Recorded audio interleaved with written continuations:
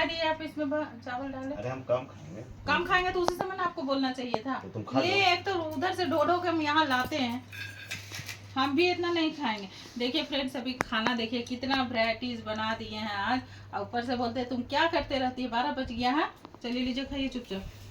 12 बजे तो वैरायटी बनाई तो टाइम होना चाहिए ना कोई चीज का। हाँ हाँ वो बनाइए वैरायटी ना, बनाना तो एक बोलो दिन ना। आप लीजिए खाना बनाने का और एकदम टाइम से दीजिए तो हमको खाना, और हम कमाने जाएंगे एक दिन। समझ गए, पता चल जाएगा। हम पैसा लाए चाहे नहीं लाने के लिए, हम कमाने चल जाएंगे, बस समझ गया ना। खाइए आप। और देखिए मेरा बेटा का खाना ये है, इसका देखिए दाल दिए हैं, सीटी दे दिए हैं, सीटी भी दे दिए हैं कि जो सबका प्लेट। आपका सीटी ये वाला है, मेरा सीटी यहाँ पे है जो कि सबसे ज्यादा है। बिना आलू का सूखा सब्जी खाली बना दिए हैं। अदितु तुम ले लेना बेटा। और पापड़ छानो, ई छानो, फरमाइशी खाली करते रहेंगे।